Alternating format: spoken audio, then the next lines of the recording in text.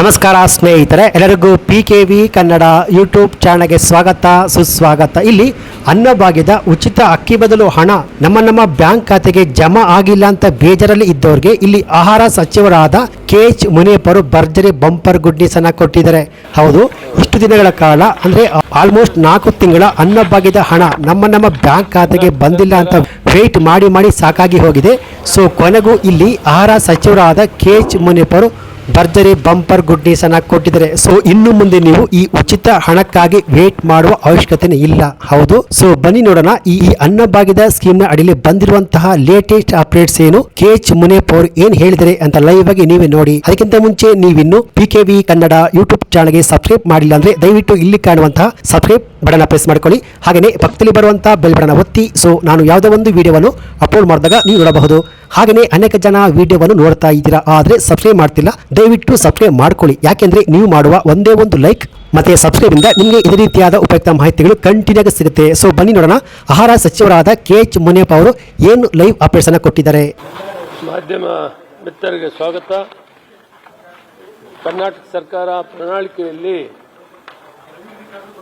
10 kg ಅಕ್ಕಿಯನ್ನು ಕೊಡ್ತೀವಿ ಅಂತೇಳಿ ಘೋಷಣೆ ಮಾಡಿದ್ದೀವಿ. ಆ ಸಂದರ್ಭದಲ್ಲಿ ಕೇಂದ್ರ ಸರ್ಕಾರ ಅಕ್ಕಿ ಇದ್ರೂ ಕೊಡಲಿಲ್ಲ. ಅಧಿಕಾರಿಗಳು ಕೊಡ್ತೀವಿ ಅಂತ ಹೇಳಿದ್ರು ಕೂಡ ಕಡೆಗೆ ಕೊಡಕ್ಕಾಗಲ್ಲ ಅಂತ ಹೇಳಿದ್ರು. ಸಾಕಷ್ಟು ಅಕ್ಕಿ ದಾಸ್ತಾನು ಇತ್ತು.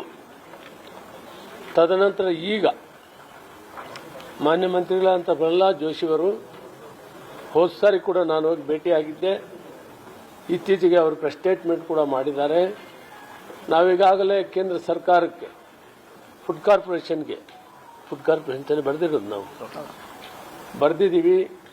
22 ರೂಪಾಯಿ 50 ಪೈಸೆ ಅಂತ ಕೆಜಿಗೆ ಕೊಡ್ತೀವಿ ಅಂತ ಹೇಳಿದ್ದಾರೆ. ಅದಕ್ಕೆ ಮೊದಲು ನಾವು ನುಡಿದಂತೆ ನಡೀಬೇಕು ಅಂತೇಳಿ DBT ಮುಖಾಂತರ ಹಣವನ್ನು ಕೊಡ್ತಾ ಬಂದಿದ್ದೀವಿ. ಈಗ ಫೆಬ್ರವರಿಯಿಂದ ಈ ತಿಂಗಳಿಂದಾನೇ ಅಕ್ಕಿಯನ್ನು ಕೊಡುವಂಥದ್ದನ್ನ ಪ್ರಾರಂಭ ಮಾಡ್ತೀವಿ.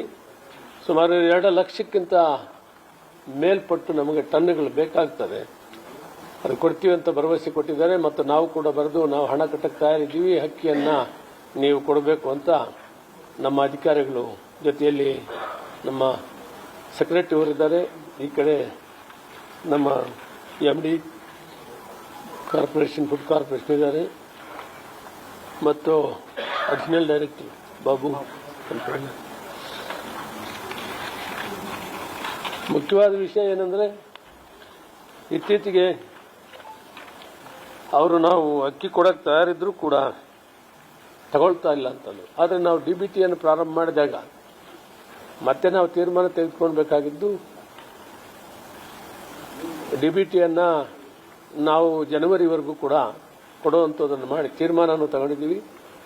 ಈಗಾಗಲೇ ನವೆಂಬರ್ ಡಿಸೆಂಬರ್ ಕೊಟ್ಟಾಗಿ ಅಕ್ಟೋಬರ್ವರೆಗೂ ಹೋಗಿದೆ, ನವೆಂಬರ್ವರೆಗೂ ಹೋಗಿದೆ, ಡಿಸೆಂಬರ್ ಜನವರಿದು ಪೈಪ್ ಲೈನ್ನಲ್ಲಿದೆ, ತೀರ್ಮಾನ ಮಾಡಿದ್ವಿ.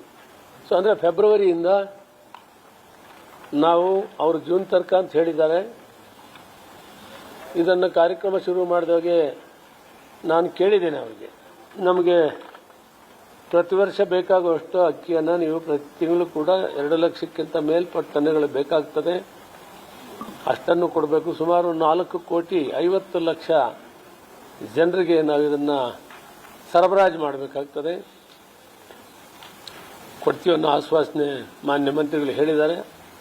ಆದ್ದರಿಂದ ಈ ತಿಂಗಳನ್ನೇ ಕೊಡೋದನ್ನ ನಾವು ತೀರ್ಮಾನ ಮಾಡಿದ್ದೇವೆ. ಈ ಕಾರ್ಯಕ್ರಮವನ್ನು 2013ರಲ್ಲಿ ಕೇಂದ್ರದಲ್ಲಿ UPA ಸರ್ಕಾರ ಇದ್ದಾಗ ನ್ಯಾಷನಲ್ ಫುಡ್ ಸೆಕ್ಯೂರಿಟಿ ಆಕ್ಟ್ ಅನ್ನ ಕೇಂದ್ರದಲ್ಲಿ UPA ಸರ್ಕಾರ ಜಾರಿ ಬಂತು. ನಾನು ಕೂಡ ಅಲ್ಲಿ ಮಂತ್ರಿ ಇದ್ದೆ. ಅಂದರೆ ಕಟ್ಟಕಡೆ ವ್ಯಕ್ತಿಗೆ ಸಹಾಯ ಆಗಬೇಕು, ಅವರು ಕೂಡ ಉಪವಾಸ ಮಲಗಬಾರ್ದು ಅಂತ ತೀರ್ಮಾನವನ್ನು ಮಾಡಿ ಮಿನಿಮಮ್ ಆಗ 3 ರೂಪಾಯಿ ಅಂತ ಮಾಡಿ ಆಮೇಲೆ 1 ರೂಪಾಯಿ ಆಯಿತು. ಬಹುತೇಕ ಭಾರತ ದೇಶದಲ್ಲಿ ಮೊಟ್ಟ ಮೊದಲು ಇದನ್ನು ಜಾರಿ ಮಾಡಿದ್ವಿ.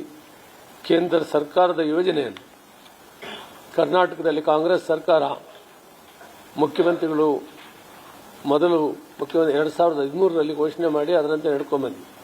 ಅದು ಸಾಕಾಗಲ್ಲ ಅಂತ ನಾವು ಚುನಾವಣೆ ಪ್ರಣಾಳಿಕೆಯಲ್ಲಿ ಇನ್ನೂ 5 ಕೆಜಿ ಕೊಡ್ತೀವಿ ಅಂತ ಮಾತು ಕೊಟ್ಟಿದ್ದೀವಿ. ಬದಲಾಗಿ ನಾವು ಹಣ ಕೊಡ್ತಾ ಇದ್ದೀವಿ. ಈಗ ಕೇಂದ್ರ ಸರ್ಕಾರ ಮುಂದೆ ಬಂದಿದೆ. ನಾವು ಸ್ವಾಗತ ಮಾಡ್ತೇನೆ. ಮಾನ್ಯ ಪ್ರಹ್ಲಾದ್ ಜೋಶಿಯವರನ್ನು ಕೂಡ 2 ಸಾರಿ ಭೇಟಿಯಾಗಿದ್ದೆ. ಈಗಾಗಲೇ ನಾವು ಪತ್ರವನ್ನು ಬರೆದ ನಮ್ಮ ಸೆಕ್ರೆಟರಿವರು ಈಗ ಅಕ್ಕಿಯನ್ನು ಈ ತಿಂಗಳಿಂದಾನೇ ನಾವು ಗ್ರಾಹಕರಿಗೆ ಕೊಡುವಂಥದ್ದನ್ನು ತೀರ್ಮಾನ ಮಾಡಿದ್ದೇವೆ.